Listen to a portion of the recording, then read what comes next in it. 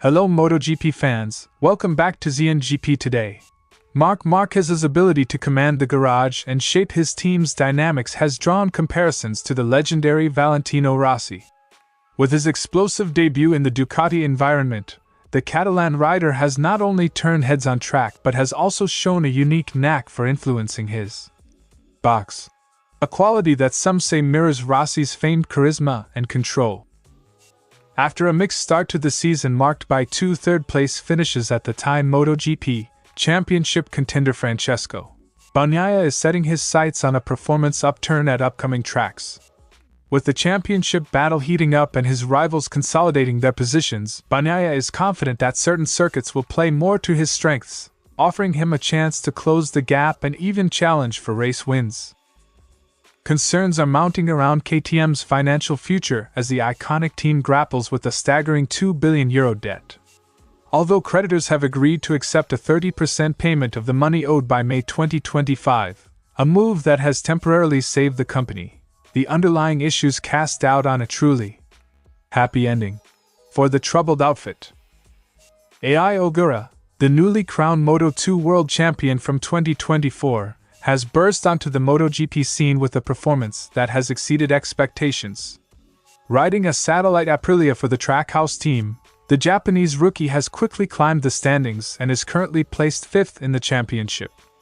In a candid interview with German media Speed Week, Ogura opened up about his unexpected journey into the premier class, his past with Honda, and the challenges he faces adapting to a new environment. Don't forget to click subscribe button and the bell icon for MotoGP news update.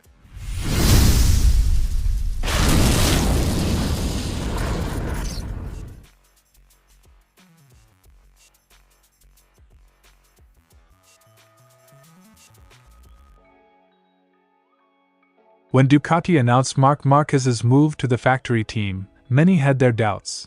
Some even expected Jorge Martin to carry the red flag in 2025. Yet, Ducati's decision to bring in the number 93 proved a masterstroke. Marquez has delivered on the high expectations, demonstrating absolute dominance throughout the weekend in Thailand by securing pole position, a sprint race victory, and triumph in the main race. His performance has not only silenced critics but also set the tone for what could be an electrifying season. Ducati's choice was clear. Marc's influence in the box is something special. It's reminiscent of how Rossi used to shape his environment, notes Neil Hodgson of TNT Sports. Beyond his on-track exploits, Marquez is celebrated for his ability to manipulate the dynamics within his team. He's known for getting every member of the garage to work in harmony for his benefit. This quality, often seen as arrogance by some fans, is actually part of his winning formula.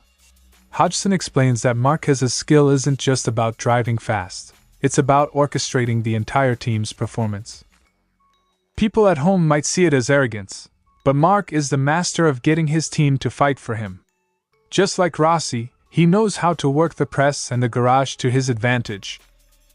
The transition hasn't been without its challenges. Ducati's current leader, Francesco Bagnaia, has shown little enthusiasm following Marquez's arrival, a reflection of the shifting balance within the team. With two natural leaders now under the Ducati banner, the real test lies in how the brand will manage their egos and ambitions. Bagnaia's subdued reaction in Thailand hints at potential internal rivalry, yet it also signals an opportunity for Ducati to harness the competitive spirit of both riders. Ducati loves winners, and having both Bagnaia and Marquez in one garage could either be a recipe for brilliance or a battleground. The key is in how the team channels these influences, Hodgson adds. As the season unfolds, all eyes will be on Marc Márquez, not just for his breathtaking performances on the track, but for the subtle yet powerful influence he exerts in the box. His ability to shape team dynamics and drive performance, reminiscent of Valentino Rossi's legacy, could well be the catalyst that propels Ducati to new heights in 2025. Stay tuned for more insights as this intriguing season continues to develop. Bagnaia's opening weekend in Thailand proved to be a challenging one. Finishing behind both Marc Márquez and Alex Marquez, the Italian rider ended up 14 points adrift in the riders' standings. While 2 podiums might seem like a solid start, Bagnaia acknowledged that it was an underwhelming beginning for a rider of his caliber, especially given that he has yet to stand on the podium in Argentina or the US. Argentina also for Alex is very good, and for many riders is very good. So, we need to work a lot and try to close that gap. But you never know, because sometimes you start a race weekend and you feel fantastic and everything comes to you easily, so we will try to do it. We are already 2 years that we are not going to Argentina, and I cannot imagine the situation in terms of grip that we will find. Quote from Francesco Bagnaia. Looking ahead, Bagnaia isn't banking solely on turning around his fortunes in Argentina or the US. Instead, he's setting his targets on the Qatar and Spanish Grands Prix. These tracks, he believes, could be more to his advantage despite being traditionally strong circuits for Marc Marquez. The Italian rider is optimistic that his performance will improve, enabling him to either minimize points loss or even pick up crucial podiums in the coming rounds. Then we go to Qatar and Jerez, 2 very good tracks for Marc, but more on my side. Bagnaia's ambitions are further buoyed by the confidence expressed by Ducati Lenovo team manager Davide Tardozzi. Tardozzi is optimistic about Bagnaia's ability to step up his performance in the upcoming races, predicting that the Italian will fight hard for wins, particularly in Argentina, and show impressive speed in Qatar. The team's support and belief in Bagnaia's talent remain a cornerstone as the championship narrative continues to unfold. I expect in Argentina that Pecco will fight for the win, while in Austin, wait for Qatar, where I think Pecco will be very fast. There will be times where Pecco will lead the race, there will be times where Pecco will win races. When you are always on the podium, as Jorge Martin showed last year, then maybe you are a title contender. Quote from Davide Tardozzi, Ducati Lenovo team. As the 2025 MotoGP season progresses, all eyes will be on Bagnaia's ability to capitalize on circuits that suit his riding style. With a clear roadmap laid out by both his own ambitions and the confidence of his team, the Italian rider is determined to reverse his early season setbacks.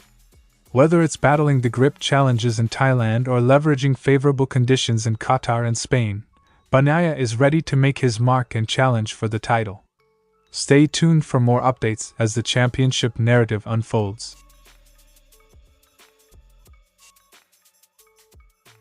KTM's precarious financial state has been a shadow over their MotoGP program for some time. The recent agreement with creditors, which allows the team to pay only 30% of its dues by May 2025, has provided a short-term reprieve.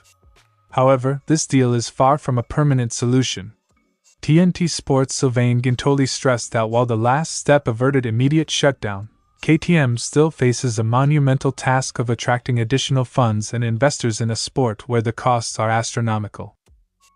The last step was important because the creditors could have shut everything down. They still have to find more money and investors. We know racing in MotoGP is not cheap. The last thing we want to see is 4 bikes less, and we've seen it before with Suzuki when the company was not in such trouble. Quote from Sylvain Guintoli, TNT Sports. The financial burden on KTM is a stark reminder of the relentless investment required to compete at the front of MotoGP. Neil Hodgson offered a sobering perspective on the matter, comparing KTM's challenges to the deep pockets of rivals like Yamaha, which effortlessly supports its satellite teams.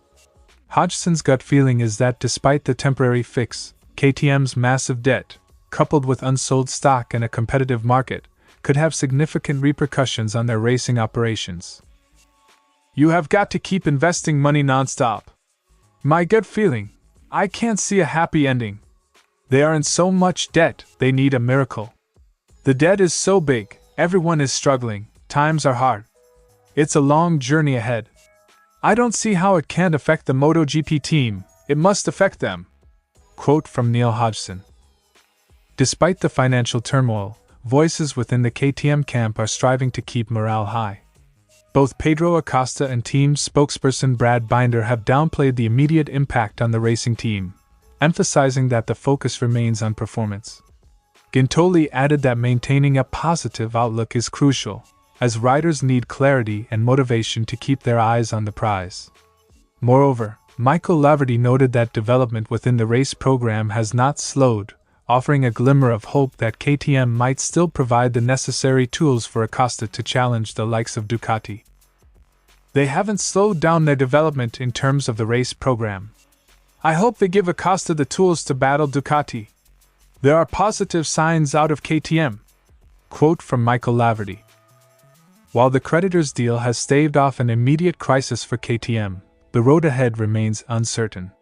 With a colossal debt hanging over the team and the constant need for fresh investment, the dream of a happy ending is still far from assured. As KTM continues to battle both financial and on-track challenges, the coming months will be crucial in determining whether the team can secure the stability necessary to remain competitive in MotoGP. Stay tuned for further updates on this developing story. Ai Ogura's transition to MotoGP has been nothing short of remarkable. Despite being a rookie on a satellite Aprilia, his performances in the sprint and main race, finishing 4th and 5th respectively, have placed him among the rising talents of the championship.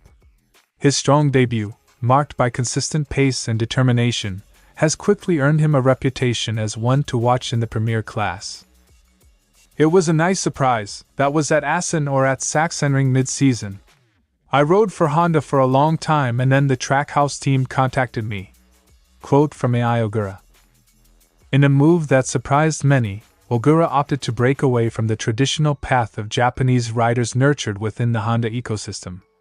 Instead of progressing to MotoGP with Honda, he embraced an opportunity with an Italian factory, a decision he does not view as a personal risk. There is always that risk. If I do not perform well at Honda, I will not be there in 2 years. In this sense, it more or less does not matter which motorcycle I am sitting on. I chose the bike that seemed a bit more competitive at the time, that's all, he explained. Despite his departure from the Honda development program, Ogura emphasized that his relationship with the Japanese brand remains positive, adding that it would be a dream come true to eventually finish his career with Honda. This sentiment is particularly striking given the fact that Honda might view his decision as a betrayal, considering his early career was built within their ranks through the Asia Talent Cup. I hope everything is fine between Honda and me. It would be great to be able to finish my career with Honda. Quote from Ai Ogura. Transitioning into a team that operates across different cultural and linguistic landscapes has presented its own set of challenges for Ogura. Now part of an American team under the Italian Aprilia structure, the Japanese rider confessed that communication remains a hurdle. I can't talk to my team as I would like. I can't explain what happens on the track, but I am learning English, he revealed. With a translator being a temporary necessity, Ogura is working hard to overcome these language challenges to fully integrate and convey technical feedback. Ai Ogura's debut season in MotoGP is already turning heads, not only for his impressive on-track performances but also for his thoughtful approach to career choices and personal growth. With aspirations to eventually return to Honda, Ogura's journey reflects both the bold decisions required in the competitive world of MotoGP and the challenges of adapting to new environments. As he continues to navigate his rookie season, all eyes will be on him to see if his early promise translates into lasting success on the world stage. Stay tuned as his MotoGP story unfolds.